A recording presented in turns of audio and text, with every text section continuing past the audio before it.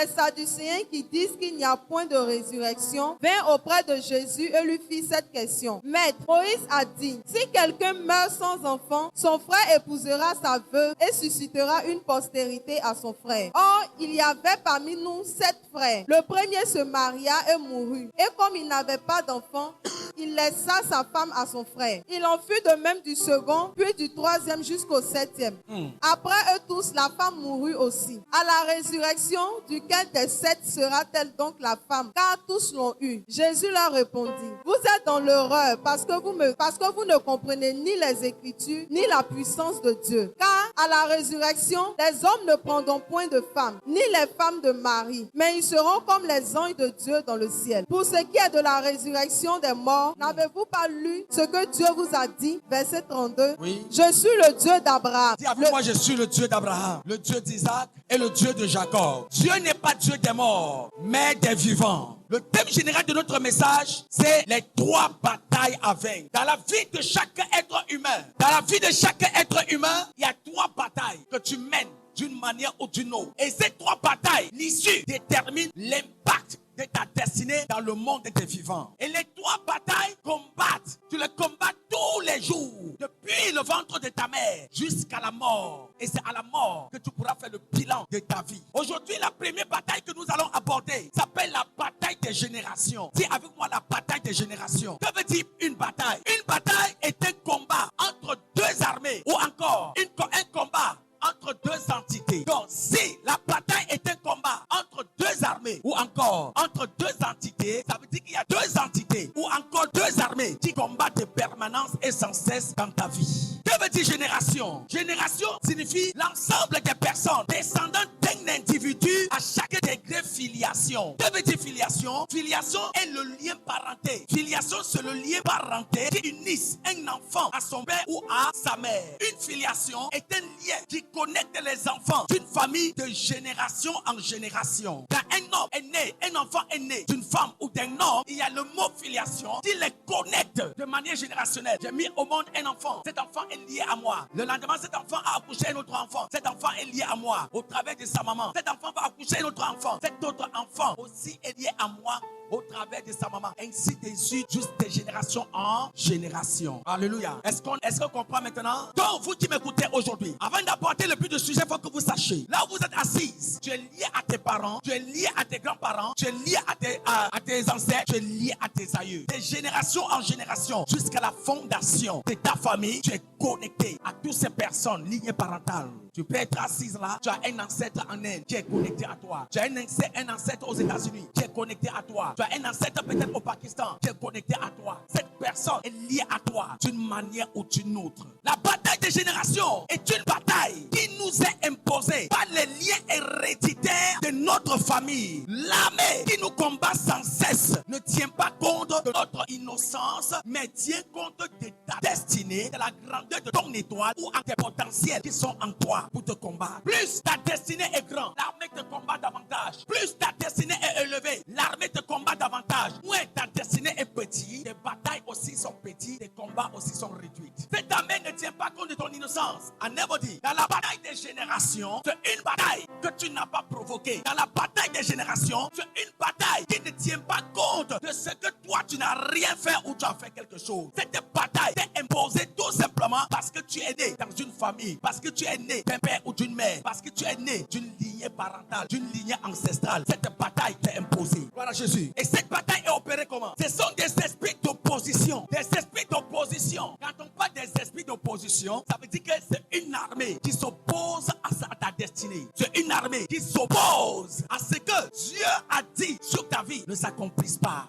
Alléluia. S'il y a combat entre 2 personnes, ça veut dire qu'il y a mésentente. Ça veut dire qu'il y a désaccord. Ça veut dire qu'il n'y a pas, on ne se comprend pas. S'il y a combat entre 2 personnes, ça veut dire qu'il y a opposition entre moi et toi. Bon, l'opposition réside à quel niveau? C'est que sur le combat, le combat des des générations, est basé sur 3 choses. Dis-moi avec moi 3 choses. Et c'est là mon message commence. Alléluia. C'est là mon vrai message commence. Les 3 choses ici représentent les 3 fronts sur lesquels l'ennemi te combat. Les 3 choses ici représentent les 3 stratégies sur lesquelles l'ennemi te combat. Les 3 choses ici représentent une seule armée qui est subdivisée en 3 parties et qui te combattent. Amen. Tu es assise en Tunisie, il y a une armée qui s'est subdivisée en 3. La première armée est en Algérie, la deuxième armée est à la position Maroc, la troisième est à la position Italie. Et les 3 armées te combattent de commun accord pour un seul objectif, t'empêcher de réussir, t'empêcher d'atteindre ta destinée. Mais je déclare ce soir, ce matin, après cet enseignement, tu vas atteindre la gloire de Dieu au nom de Jésus. Le fondement, c'est quoi? Le mot fondement vient du mot fondation. Chaque famille ici a le schéma ou encore une fondation sur laquelle la famille tout entière régit. Je vais vous prendre un exemple terre à terre par rapport au niveau de la construction des maisons. Regardez chaque maison. Chaque maison a son plan de construction. Et la fondation qui est posée en fonction de l'objectif qu'on veut atteindre. Est-ce que je peux parler à quelqu'un? La fondation de la maison qui est posée en fonction du plan qui a été dessiné et de l'objectif qu'on veut atteindre. Les fondements d'une famille sont posés en fonction de l'objectif qu'on veut atteindre sur une famille. Et dans chaque famille, comme dans chaque vie, il y a 2 fondements. Alléluia. Toi qui m'écoutes aujourd'hui, tu régis sur 2 fondements. Le premier fondement t'a été imposé, le second fondement t'a été imposé. Et je vais t'expliquer avec les 5 des Écritures pour que tu comprennes. Lisons rapidement 1 Corinthiens 3, verset 10 à 13. Quelqu'un prépare rapidement aussi Éphésiens 1 à 4. Éphésiens chapitre 1, verset 4. Corinthiens 3, verset 10. Selon la grâce de Dieu qui m'a été donnée, j'ai posé le fondement comme un sage architecte et un autre bâti dessus. Selon la grâce de Dieu qui m'a été donnée, mais que chacun prenne garde à la manière dont il bâtit dessus. Que chacun prenne garde de la manière dont il bâtit. Donc le fondement, ce n'est pas toi qui l'as posé. C'est quelqu'un d'autre qui a posé le fondement. Mais sur ce fondement, toi, tu dois bâtir. Mais en bâtissant sur ce fondement-là, tu dois faire attention de la manière dont tu bâtis. Parce que le bâtissement que tu vas faire ne peut pas aller au-delà du fondement qui a déjà été posé. Donc le fondement qui est posé, ici, recadre ta vie, recadre ta destinée, regarde ton avenir et ton devenir. Alléluia. Mais qui est celui-là qui a posé ce fondement? Continue la parole. Car personne ne peut poser un autre fondement. Personne ne peut poser un autre fondement que celui qui a été posé. Que celui qui a déjà été préétabli. Savoir Jésus-Christ. À savoir qui? À savoir qui? À savoir qui? Bon, dites-moi, si le fondement de ta vie est enraciné et basé en Jésus-Christ, est-ce que tu peux échouer? Parce que si ta vie est entre les mains de celui qui est le concepteur, le réalisateur, le bâtisseur, celui qui concrétise toutes les choses dans ta vie, comment est-ce que tu peux échouer? Chacun de vous a un échec dans sa vie, n'est-ce pas? Bon, maintenant lisons Éphésiens chapitre 1er. Verset 4. Oui. En lui, Dieu nous a élus avant la fondation du monde. Dieu nous a élus avant la fondation de ce monde. Pour que nous soyons saints et irrépréhensibles devant lui. Pour que nous soyons saints et irrépréhensibles devant lui. Nous ayons prédestinés dans son amour. Nous ayons prédestinés dans son amour. À être ses enfants d'adoption par Jésus-Christ. À être ses enfants d'adoption par Jésus-Christ. Ça veut dire le fondement qui a été posé, qui est Jésus-Christ, nous avons été au préalable. C'est-à-dire Dieu nous a façonnés. Dieu nous a transformés. Il nous a fait en sorte que sur ce fondement-là, nous soyons saints et irrépréhensibles. Être irrépréhensible devant Dieu, ça veut dire en nous, il n'y aura pas de défauts. Nous serons parfaits en toutes choses. Parfaits dans notre travail, parfaits dans notre destinée, parfaits dans le succès, parfaits dans tout ce qui nous concerne. Il n'y aura pas d'échec, il n'y aura pas de maladie, il n'y aura pas de mort. Mais dans nos vies, il y a trop d'échecs, il y a trop de maladies, il y a trop de grincements dedans, il y a trop de pleurs. Mais pourquoi alors il y a un fondement aussi parfait et aussi notre vie aussi imparfaite? Ça veut dire Dieu a posé le fondement, mais quelqu'un d'autre a posé un autre fondement. Alléluia. Vous allez lire ça à la maison.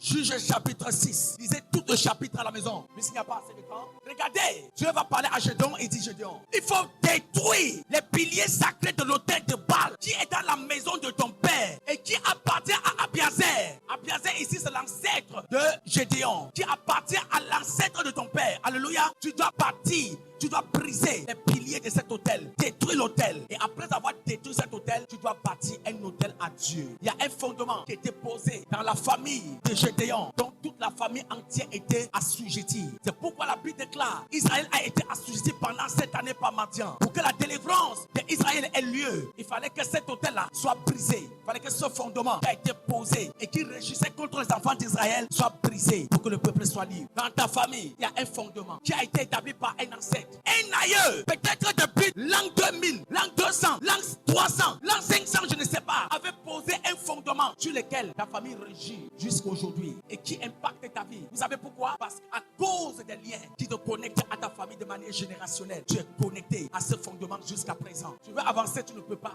Tu ne peux pas sortir de ce périmètre-là. Ce nouveau fondement, si le fondement que tu as établi pour toi dit que tu dois être saint et irrépréhensible, ce nouveau fondement dit que tu dois être impur et répréhensible devant Dieu. C'est pourquoi tu ne veux pas voler mais tu voles. Tu ne veux pas pécher mais tu pêches. Je peux avancer. Tu seras toujours en train de faire ce que tu ne veux. Je parlerai tout à l'heure sur les liens héréditaires parce que c'est cela que je vais poser profondément. Alléluia. Les fondements limitent ta vie. Un fondement qui n'est pas attaché, qui n'est pas connecté à Dieu, c'est ça qui apporte les limitations dans les vies. C'est ça qui apporte la stagnation dans la vie. C'est ça qui appelle ce qu'on appelle l'esprit de recul. C'est-à-dire l'esprit of setback. De recul, je ne me trompe pas. C'est l'esprit de recul, c'est ça, non? Voilà. Spirit of setback. Ça apporte l'esprit de recul. L'esprit de recul, c'est quoi? Tu veux avancer, mais tu recules. Tu veux avancer, mais tu recules. Tu veux avancer, tu ne fais que descendre, tu ne fais que descendre. Ce sont les fondements. Les fondements là, tu ne peux pas aller au-delà de la fondation qui est déjà préétablie.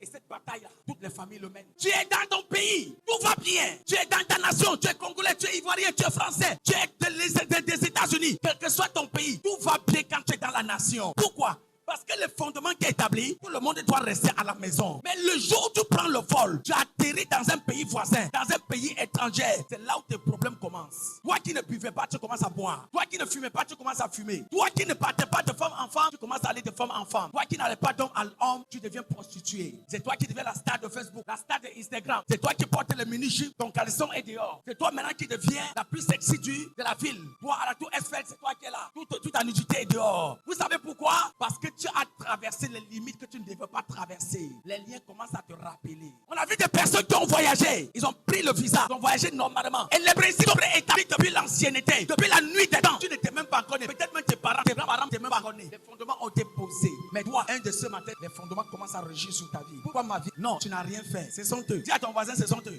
Dis à ton voisin, ce sont eux. C'est qui? Alléluia. Beaucoup d'entre vous savent de quoi je parle. Depuis que tu es arrivé en Tunisie, tu n'as pas vu qu'il y a des choses bizarres qui arrivent. Bien sûr que ça peut ne pas être le cas de tout le monde. Mais c'est le cas de beaucoup. Et j'en connais plusieurs. Alléluia. C'est que tu n'as pas vécu dans ta partie de Pisa là. C'est ici. Dès que tu es arrivé, dès que tu es descendu à l'aéroport, les fondements ont commencé à t'appuyer. Amen. Parce que tu as traversé les limites. Tu es sorti du cadre de la fondation. Il faut que tu rentres où tu meurs. Il faut que tu rentres où tu tombes. Il faut que tu rentres où tu échoues, où tu souffres. Alléluia. Le deuxième point s'appelle les liens héréditaires. Dis avec moi lien héréditaire. Qu'est-ce qui a tué ta maman? Ta maman est morte du poison. Et curieusement, tous tes amis te détestent. Et partout où tu passes, on te dit, fais attention, on va t'empoisonner. Ta maman est morte du cancer. Ton grand-père est mort du cancer. Toi aussi, tu es cancéreux. Ta maman était diabétique. Ton papa était diabétique. Toi-même, tu es diabétique. Parce que ton aïeux était diabétique. Ton ancêtre était diabétique. Essaie d'armer là, de combat sans cesse. Tu travailles tout ton argent. Ça ne finit que dans les maladies. Dès que tu as un peu d'argent, maladie. Tu as un peu de situation, un peu d'argent. Il y a un coup de fil. L'enfant est malade. Maman est malade. Papa est malade. Dès que tu as un peu d'argent, il y a toujours une situation qui surgit quelque part. Les liens héréditaires t'appellent. Papa, avant de se marier, a fait 4 divorces, 3 divorces. Toi aussi, à ton jeune âge, tu es au 10e divorce. À ton jeune âge, tu as déjà rencontré 100 hommes, toi seul, mais personne ne t'a considéré. À ton jeune âge, tu ne peux même pas compter même les hommes qui sont sur lesquels tu es passé sur leur lit. Parfois, tu t'assois, tu pleures seul. Pourquoi ma vie est ainsi? Tu veux abandonner ça, mais tu ne peux pas. Parce qu'il y a une armée qui combat ton sang, qui combat ton arme sans cesse. Il est attaché à toi, il est accroché à toi, il ne peut pas te lâcher. Ce n'est pas toi, mais c'est lui qui te contrôle. Les liens héréditaires. Alléluia. Les liens. Vous avez vu le livre de Matthieu 22. Une femme a été 7 frères. Les 7 frères sont tous morts. 7 frères, tous sont morts. Et après que le 7e est mort, aussi est mort. Sans laisser un descendant, sans laisser un héritier.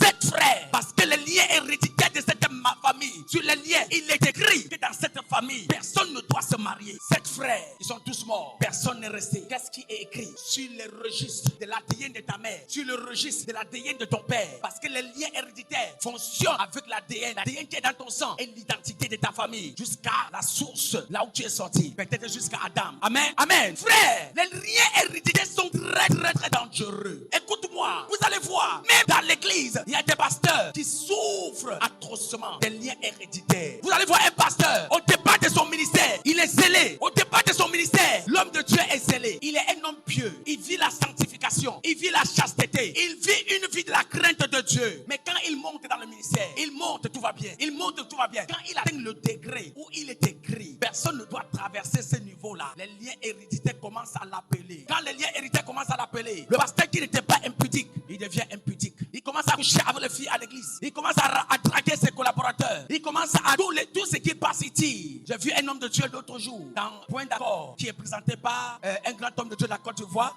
papa, le pasteur Yves Tchoumou, un patriarche que j'aime beaucoup. Un homme de Dieu qui a enceinté 3 femmes seul dans son église en leur promettant le mariage. Alléluia. Vous voyez, ça vous fait rire, non? Et pourtant, c'est un soldat qui souffre. C'est un homme de Dieu qui souffre. Un soldat qui est tombé, qui a besoin d'aide, qui a besoin de soutien. Il a accepté jusqu'à 3. Beaucoup de personnes ont dit, c'est un impudique, c'est un inconverti, c'est un païen, c'est un sorcier. Beaucoup de personnes ne peuvent savoir si hier cet homme de Dieu était comme ça ou il n'était pas comme ça. Frère, quand les liens héréditaires ton passé te rattrapent dans le ministère, ça devient très dangereux. Ce sont des hommes de Dieu qui ont besoin de la prière du peuple, qui ont besoin de la prière des anciens. Et c'est par quelqu'un. Et du coup, ces hommes de Dieu, beaucoup d'entre eux qui ne savent pas quoi faire, au lieu de se repentir et de chercher leur délivrance, beaucoup sont devenus corrompus. Ils commencent à saigner l'évangile de la corruption.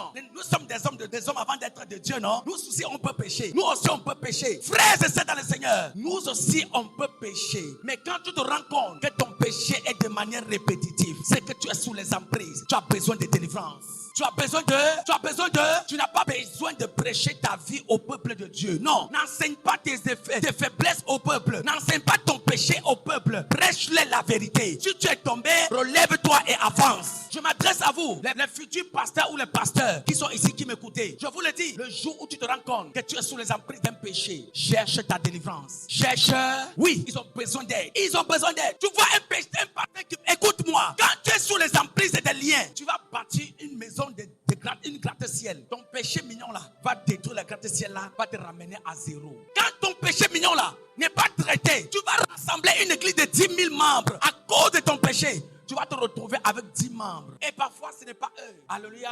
Ce n'est pas eux. Il y a un fondement. Il y a un lien qui les rappelle, qui crie dans son sang. Pourquoi tu as rassemblé 10 000 membres? Pourquoi tu as rassemblé un peuple de 10 000 personnes? Non.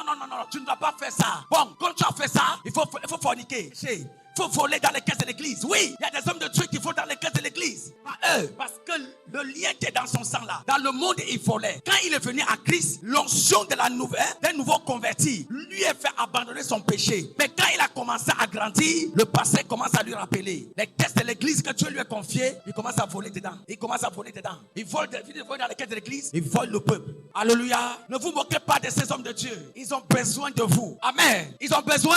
La guerre des générations, frère. La guerre des générations. Ton père était voleur, tu vas voler. Regarde dans ton passé. Écoutez bien ce que je veux vous dire. Écoutez bien cette partie. Chaque homme, chaque enfant de Dieu doit connaître l'historique de sa famille. Tu dois connaître l'historique de tes parents et de tes ancêtres. Tu dois savoir comment ta famille régissait avant et comment est le fonctionnement de ta famille dès la base. Tes parents te diront quelque chose qu'ils ont vécu, qu'ils ont connu. Et ils te diront aussi ce que leurs grands-pères, leurs ancêtres leur ont dit par rapport à la famille. Cela te permettra de connaître qui tu es. Et c'est pas la caca. Il y a l'une de mes filles qui m'a dit, et je lui disais, quand je vois dans ton passé, j'ai commencé à expliquer sa vie. Elle me dit, papa, quand j'étais petit, mes parents ont pris les dessous pour me frapper. On m'a pris le dessous pour me faire ceci. On m'a dit ceci, on m'a dit cela. J'ai dit, c'est ça que je suis en train de t'expliquer. Et c'est ça qui est en train de te rappeler au village. On a pris le dessous pour te rabaisser, pour que tu ne puisses pas avancer. Le jour où tu vas vouloir avancer, tes vrais problèmes vont commencer. Et qu'est-ce qui s'est passé dans sa vie? Elle a quitté sa nation, elle est arrivée arrivée dans ce pays. Après quelques temps, elle a commencé à voir flou. La vision a commencé à baisser. Et finalement, les yeux se sont fermés. Alléluia. C'est ça le lien héréditaire. Tu es sorti hors du cadre, on te rappelle au village. Tu es sorti hors des limites sur lesquelles on t'a attaché, on te rappelle au village. C'est pourquoi beaucoup d'entre vous qui commettent des péchés qu'ils ne veulent pas commettre, ce n'est pas vous, ce sont des liens. C'est ce que la parole de Dieu dit. Servante de Dieu, lis-moi ce passage rapidement. 2 Corinthiens 1, verset 4 à 5. 2 Corinthiens 1, verset 4. Qui nous console dans toutes nos afflictions, afin que par la consolation dont nous sommes l'objet de la part de Dieu. Bon, laisse cette partie-là. Va dire, lis-moi Romains 7. Écoutez cette parole. C'est que l'apôtre Paul dit à partir du verset 14, je crois, oui, jusqu'à 24. Écoutez bien attentivement ce passage. Nous savons en effet que la loi est spirituelle. Oui. Mais moi, je suis charnel. Moi, je suis charnel. Vendu au péché. Vendu, écoutez-moi, hein. Paul dit, nous savons que la loi est charnelle. Mais cependant, moi, je suis charnel et j'ai été vendu au bien-aimé, tu as été vendu pour quel péché? Je pose la question à l'église. Tu as et toi, là où tu as, il dit j'ai été vendu. Ça veut dire c'est quelqu'un qui lui est vendu pour un péché. Ça veut dire on a livré sa vie pour que non seulement quand il vit, il y a un péché qui doit dominer sur sa vie. J'ai été vendu au péché. On t'a vendu pour quel péché? Quel est le péché qui domine sur toi? Tu manques tellement que toi-même tu t'assois comme ça quand tu fais le bilan de ta vie. Tu te poses la question, pourquoi est-ce que je mens? Mais tu ne peux pas laisser le mensonge. Tu es femme belle comme tu es belle là. Mais tout homme qui passe devant toi, tu regardes seulement, tu imagines seulement te retrouver dans un lit avec lui. Mais tu pleures. Comment est-ce que j'aime ça? Mais tu ne peux pas laisser. Parce que tu as été vendu au péché. Tu as été vendu au péché. Et ce péché-là est dans ta chair. Il est des trottines. Oui, il dit quoi? Car je ne sais pas ce que je fais. Je ne sais. Reprend. Car je ne sais pas ce que je fais. Oh, dis encore. Car je ne sais pas ce que je fais. Comment un homme peut ne pas savoir ce qu'il fait? C'est malheureux, non? C'est pas malheureux? Vous qui m'écoutez là, vous qui me regardez, ce qu'on est en train de dire là, c'est votre vie. Tu as fini de pécher, c'est là où tu réfléchis. Mais après, même après avoir réfléchi, demain tu reviens encore sur ça. Même après avoir te repenti, demain tu reviens encore sur ça. Tous les jours tu te présentes devant Dieu, tu te répands pour le même péché, tu te répands pour les mêmes histoires. Jusqu'à un moment venu même, tu es découragé. Tu ne veux plus te repentir même. Parce qu'après avoir te repenti, tu veux vraiment abandonner. Mais le péché lui-même qui est enraciné en toi ne veut pas te quitter. Parce que tu as été vendu au péché. La bataille des générations. Elle combat ton âme. Elle combat ton esprit. Elle combat ta volonté. Ces esprits combattent ton intelligence. Elle combat même ton dévouement. Oui. Je ne fais point ce que je veux. Ce que je veux, je ne fais pas. Et je fais ce que je hais. Et je fais ce que moi je n'aime pas. Hey! Quelle malédiction. Ce que je veux, je ne fais pas. Ce que je veux faire, ce n'est pas ce que je fais. Mais cependant, je fais toujours ce que je ne veux pas faire. Tu connais le bien, mais le bien te fuit. Tu veux faire le bien, mais le bien ne veut pas que tu le fasses. Mais c'est le mal que tu n'aimes pas que tu fais. Tu ne veux pas voler, mais le vol veut que tu voles. Tu veux venir à l'église, mais l'esprit là te dit, ne pars pas à l'église, reste à la maison. Si je fais ce que je ne veux pas, si je fais ce que je ne veux pas, je reconnais par là que la loi est bonne. Je reconnais par là que la loi est bonne. Oui. Et maintenant, ce n'est plus moi qui le fais, mais c'est le péché qui habite en moi. C'est compliqué. Alléluia. Est-ce que tu savais ce que je suis en train de te dire ce matin là? Tu connaissais ça avant? Et ce n'est plus moi. Écoute-moi. Ça veut dire que même quand tu es en train de forniquer, ce n'est plus toi qui forniques, mais c'est le péché qui habite en toi qui est en train de forniquer. C'est pourquoi vous allez voir Jésus marcher avec Pierre. Arrivé à un certain moment venu, quand Pierre a péché, Jésus se retourne. Au lieu de reprendre Pierre, il dit, arrière de moi Satan, arrière de moi péché. Il reprend le péché au travers de Pierre. Jésus ne parle pas à Pierre, mais il parle au péché. Parce qu'il sait que ce n'est pas Pierre qui a parlé, mais c'est le péché qui a. C'est le péché qui a. Quand ton frère t'offense là, arrête de regarder ton frère, regarde le péché. Quand ton frère t'a fait du mal, arrête de regarder ton frère, mais regarde le péché. Amen. Vous n'avez jamais remarqué qu'il y a des personnes très gentilles, mais ils ont un comportement très vilain. Amen. Que parfois celui qui t'offense, ce n'est pas lui qui t'offense, mais c'est le péché qui habite en lui. Vous devez éviter ces certains combats. Parfois, vous combattez certaines personnes alors que vous ne devez pas les combattre. Ce n'est pas lui, c'est le péché. Dis avec moi, ce n'est pas moi, c'est le péché. Ce n'est pas moi, c'est le péché. Verset 18. Ce qui est bon, je le sais, n'habite pas en moi, c'est-à-dire dans ma chair. Ah, attends, est-ce que quelqu'un est d'accord avec ça? Reprends le verset. Ce qui est bon, je le sais, Ce qui est bon, moi, apôtre, je connais. n'habite pas en moi, c'est-à-dire dans ma chair. Mais cette chose-là n'habite pas en moi. Même si je sais, je connais la chose-là. Mais cette chose-là n'habite pas en moi. C'est-à-dire, dans ma chair, il n'y a pas le bien. On peut faire ça à quelqu'un. Tout simplement parce que quelqu'un t'a vendu au péché. Les liens te rappellent. Jésus a dit, tu seras saint et irrépréhensible. Mais les liens disent, tu seras pur et répréhensible. Écoutons davantage. J'ai la volonté, mais non le pouvoir de faire le bien. J'ai la volonté, mais je n'ai pas le pouvoir. Et qui va me donner le pouvoir de faire le bien? Jésus, viens-moi en aide. Je ne veux pas mentir, mais je mens. Je ne veux pas voler, mais je vole. Je veux te servir, mais je ne peux pas. Je veux venir à l'église tous les jours, mais je ne peux pas. Je veux te lever tous les jours, je ne peux pas. Parce que le bien que je connais n'habite pas en moi. Ils m'ont vendu aux enchères. Ils t'ont vendu aux enchères. Jusqu'à manger l'argent. Et Apôtre dit quoi? Et Romain dit quoi? Car je ne fais pas le bien que je veux, Oui. et je fais le mal que je ne veux pas. Mais c'est le mal que je ne veux pas que je fais.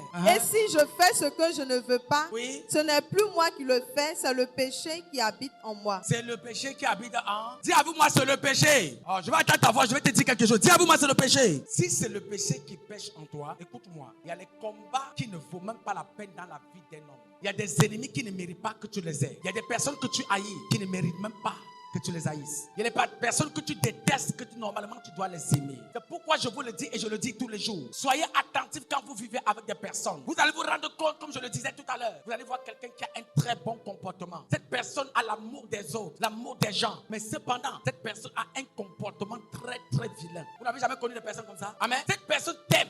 Son amour est vrai. Elle aime l'homme. Elle aime l'homme. Mais ça dit quand tu la vois, elle aime l'homme même. Mais il y a un comportement très vilain en elle. Elle parle mal. Elle insulte les gens. Elle est orgueilleuse. Elle est hautain. Elle est. Mais cependant, dans l'ensemble, c'est une personne bien. Ce n'est pas lui. Dis avec ton voisin, ce n'est pas lui. Ce n'est pas... C'est qui? Il y a quoi là-bas? C'est qui? C'est qui? Au nom puissant de Jésus, que ce péché soit brisé. Amen. Et c'est que la suite... Écoute ce que l'écrivain, celui-là va dire. Verset 21. Oui. Je trouve donc en moi cette loi. Aha. Quand je veux faire le bien, le mal est attaché à moi. Oui. Car je prends plaisir à la loi de Dieu Oui. selon l'homme intérieur. Selon l'homme intérieur. Mais je vois dans mes membres une autre loi qui lutte contre la loi de mon entendement. Aha. La loi de Dieu que je connais est en moi. Mais cependant, je vois une autre loi. C'est pour ça que je dis, il y a deux armées qui te combattent sans cesse. Toi, tu vois la loi de Dieu que tu veux faire. Mais cependant, il y a une autre loi qui te combat de permanence pour te dire, ça là, tu ne feras pas, c'est ça que tu vas faire. Et toi, tu n'es qu'une victime. Tu n'as pas demandé à Dieu que tu vas naître, mais Dieu t'a créé. Tu n'as pas demandé à tes parents que tu vas naître, mais ils t'ont engendré. Mais tu n'as pas dit aussi aux sorciers que tu as besoin d'eux. Tu n'as pas dit à Satan que tu as besoin de lui dans ta vie, mais il s'est invité dans ta vie. Tu n'es qu'une victime. Tu n'es qu'un... Et si tu connais que tu es une victime, il faut savoir aussi que ton frère que tu haïs là, il est une victime. Ta sœur aussi est une victime. Alléluia. Et dit quoi en conclusion? Et qui me rend captif de la loi du péché qui est dans mes membres. Tu me rends captif. De la loi du péché Oui. qui est dans mes membres. Aha. Misérable que je suis, Misérable que je suis. qui me délivrera du corps de cette mort? Alléluia. Vous avez compris ce que le monsieur demande? Qui va me délivrer? Dis avec moi qui va me délivrer. Dis avec moi qui va me délivrer. Je suis là pour toi. Le dernier point avec lequel on va conclure, ça s'appelle les alliances familiales ou encore les pactes de famille. Jérémie 22, verset 30. Le troisième point de cette première bataille. Jérémie 22, verset 30. Jérémie 22, verset 30. Oui. Ainsi parle l'Éternel. Ainsi, dis-moi avec moi, ainsi parle l'Éternel.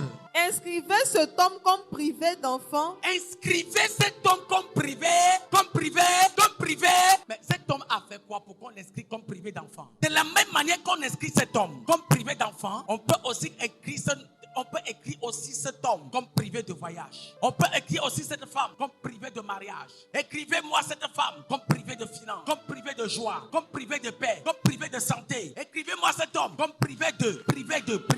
Alléluia. Comme privé d'enfant. Donc on ne veut pas qu'il y ait des descendances. On ne veut pas que tu aies des successeurs. On ne veut pas que tu réussis. On ne veut pas que dans ce département-là, que tu aies du succès, que tu aies la joie. Tout le monde peut avoir d'enfants. mais toi. Ça, ce sont des alliances. Et vous savez comment une alliance se tisse? Quand une alliance est tissée, c'est entre deux personnes. Amen. Il y a un monsieur dans ma famille qui a signé le pacte avec le diable, alliance avec le diable, que tous ses enfants ne doivent pas se marier, homme comme garçon. Et tous ses enfants étaient à la maison. Tous les enfants ont accouché à la maison. Garçons. Non seulement ils ont tous accouché à la maison, personne d'entre eux a percé dans la vie. Il avait 9 garçons, une seule fille. Tous ont accouché à la maison. Et tous sont dans la maison familiale. Et dans la maison familiale, c'était bagarre tous les jours. Bagarre tous les jours. Petit, rien de tout, bagarre. Papa est là, maman est là, les enfants sont là, les petits-enfants sont là, tout le monde est là. Parce que papa avait signé une alliance avec, dans la sorcellerie, que dans cette famille, personne ne doit se marier. Maman et papa même, qui ont fait tous ces enfants, sont en combat tous les jours. Si bien que maman n'a plus dans la maison, dans la concession. Maman a laissé même la maison familiale pour aller ailleurs. Donc papa est à la maison avec des enfants, des garçons et sa fille. Parce que le pacte que papa a signé a le pouvoir sur lui-même. Alléluia. Alléluia. Qu'est-ce que les gens ont écrit contre toi? Quand une alliance est signée dans une famille, on va regarder un département ou encore un potentiel qu'on va éradiquer de la famille. C'est-à-dire, dans le registre de Dieu, il est écrit que dans cette famille, il n'y aura que des ministres. Il n'y aura que des... Mais le diable, il va voir que le toit de cette famille, c'est le ministère. Donc il voit qu'avoir des ministres dans cette famille, Satan maintenant pose l'alliance avec le leader de la maison, avec le père de la famille, avec le fondateur de la famille. Il dit, je prends l'étoile des ministres de ta famille. Il peut faire tout ce qu'il veut, mais personne ne sera jamais ministre. Si on a pris la grâce de ta famille, le reste là, c'est pourquoi tu travailles, tu as de quoi survivre, tu as de quoi manger, mais tu n'as pas de quoi prospérer. Parce que ce que tu devais être a déjà été vendu aux enchères depuis. Maintenant, tu es ménagère, alors que ce n'est pas ton travail. Tu tires raclette, alors que tu n'as pas été créé pour tirer raclette. Ce que tu fais, ce n'est pas ton travail. Le vrai travail a été vendu par un ancêtre. La bataille des générations. Et cela a reçu sur ta mère, ton grand-père, ton ancêtre, jusqu'à aujourd'hui. Toi aussi, tu subis cela. Alléluia. Même à être deuxième femme, à entrer dans une famille polygamie, à être troisième femme. Parce qu'il est écrit que dans cette famille-là, il n'y aura que de l'impudicité. Avec des belles hommes, des jolis garçons qui sont à côté de toi. Personne ne peut te prendre. Personne ne peut t'accepter. Mais c'est le mari là, d'autrui qui veut t'accepter. C'est le mari d'autrui qui peut t'épouser. Parce qu'il est écrit. Voilà. Il faut que tu sois toujours. Qui est concerné ici de ce que je suis en train de dire? Il y en a plein. Alléluia. Il y en a plein. Tu rencontres un ministre, il t'aime bien, mais il ne peut pas t'épouser. Malgré tout l'amour qu'il te donne, tu sens que ce monsieur-là est prêt à mettre sa main au feu pour toi. Mais tu rencontres un directeur général, un douanier. Tu rencontres un il te donne tout ce que tu as besoin. Mais il ne peut pas t'épouser parce qu'il est écrit que tu ne dois pas te marier avec cet homme-là, avec ce genre de personnes, cette catégorie de personnes. Mais si c'est un pousseur, si c'est un villageois, si c'est un drogué, si c'est un voyou qui vient dans ta vie, il te dit je vais t'épouser. Alléluia. Il te dit je vais t'épouser tous les jours à la maison, tous les jours. Il te prend pour ballon. Tu deviens son tam-tam parce que le registre là, il est écrit. C'est lui là que tu dois épouser. Dis-moi Genèse 26, verset 7. Genèse 20. Commence à verset 20. Chapitre 20. Genèse 20, verset 1 à 2. Et Genèse 26. Genèse 20, verset 1. Abraham partit de là pour la contrée du Midi. Il s'établit entre Kadès et Chour et fit un séjour à Guérar. Et fit un séjour à... Oui. Abraham disait de Sarah sa femme. Abraham disait de Sarah sa femme. C'est ma sœur. C'est ma sœur. Abimelech, roi de Guérar, fit enlever Sarah. Alors Dieu apparut en songe à Abimelech pendant la nuit et lui dit, voici, tu vas mourir à cause de la femme que tu as enlevée, car elle a un mari. Amen. Ici on parle d'Abraham. Allons au Genèse 26. Lorsque les gens du lieu faisaient des questions sur sa femme, il disait. Lorsque les gens du lieu faisaient des questions sur Rebecca. Oui. C'est ma soeur, c'est ma soeur. Ton père aussi avait dit quoi? Lui, Isaac, il dit quoi? C'est ma soeur. Est-ce que ta femme c'est ta soeur? Je reprends, femme peut être ta soeur. Dans l'histoire, Abraham arrive à Guérar. Il a peur que les gens du village vont le tuer à cause de la beauté de sa femme. Il dit aux gens du village que ce n'est pas ma femme, c'est ma soeur. Le roi Abimelech va prendre sa femme. Dieu va se présenter à Abimelech et dit, la femme que tu as prise là, c'est la femme de mon serviteur rebelle. Quelques années plus tard, à Genèse 26, verset 7, Isaac, son fils, arrive à Guérar. Dis avec moi au même endroit. Dis à le roi, dans la même condition, dit la même chose que son père avait dit dans le même endroit, va retirer sa femme. Dans le lien hérité, dans la bataille des générations, le jour où tu vas mettre ton pied, là où l'homme qui a tissé l'alliance, et dès qu'il tissé l'alliance va commencer à crier à toi. Ça veut dire quoi? Tu es élève, on te laisse fréquenter, tu as tous les diplômes qu'il faut, il n'y a pas de problème. Tu as formation, il n'y a pas de problème, on ne te dérange pas. Comme Isaac, il grandit, on le laisse grandir. Les liens le restent grandir. Les démons le laissent grandir. Laisse grandir. Le jour, problème. Mais un jour, il prend sa femme. Il marche. Quand il arrive à Guéra, au même point où son père était, de même toi, le jour où tu évolues. Quand tu atteins le degré où il est écrit que personne ne doit traverser ce degré, prie, va descendre sur toi. Ton père avait dit des enfants, sa soeur. Moi aussi, c'est pas ma femme, hein, c'est ma soeur. Toi, tu commences à dire, toi qui ne forniquais pas, si elle fait un peu, ça fait quoi? Beaucoup sont comme ça ici. Je vais te poser une simple question avant d'avancer. Quand tu es devenu chrétien, de ta conversion, ta flamme était forte. Tu as dit, je ne pêche plus. Je donne ma vie à Dieu. Tu dors même avec ta Bible, même sur tes aisselles. Ton passé là te regardait. Maintenant, arrivé à un certain niveau, tu commences à regarder. Si je vole un peu, ça fait quoi? Si je fornique un peu, est-ce que je vais pas tuer quelqu'un? Si je fais seulement une seule fois, qui a été victime de ça? Vous voyez? Il y en a beaucoup. Voilà Jésus. Ça, c'est le passé là, les liens, c'est-à-dire l'armée là, qui a train de combattre ton âme pour te dire, maintenant là, ça suffit. Parce que tu es arrivé à un niveau où l'ennemi veut que tu descends. Tu es arrivé à un niveau où les entités veulent que tu régresses, ne veulent plus que tu avances. Il faut que tu retournes. Isaac arrive à Guéra. C'est ma soeur. Le roi Abimelech, le même ennemi, le même démon, s'attaque à Isaac comme à son père, au même endroit et à la même période de temps. J'ai connu une famille. Les grandes étoiles de cette famille-là ne débordent pas 40 ans. Si une étoile sort de cette famille, quelqu'un qui a la fleur de 40 ans, il meurt. L'histoire de la famille qu'on connaît du côté de chez moi. Dès que quelqu'un atteint 40 ans, la fleur de 40 ans, on commence à se préparer parce qu'il va mourir. Je dis bien les étoiles, des personnes qui ont percé. Tu n'as rien là, il n'y a pas de problème. Tu peux vieillir, il n'y a pas de problème. Mais des personnes qui ont percé, qui ont réussi dans la vie, dès que tu commences à t'approcher à 40 ans, tu dois mourir. La bataille des générations. Les armées là te combattent. Elles combattent ton âme sans cesse. Combattent ta destinée sans cesse. Tu veux avancer mais tu ne peux pas, ce n'est pas toi. Tu aimes quelqu'un à mourir, mais tu te retrouves en train de le faire du mal, alors que tu l'aimes, parce que tu ne dois pas rester avec lui. Quelqu'un t'aime à mourir, mais il ne peut pas rester avec toi, parce que ta destinée n'est pas connectée à lui. Tu es fait pour souffrir, pas pour réussir. Or, dans le plan de Dieu, tu es fait pour réussir et non pour souffrir. Lève tes deux mains avec moi et tiens-toi debout, en acclamant très fort pour Jésus.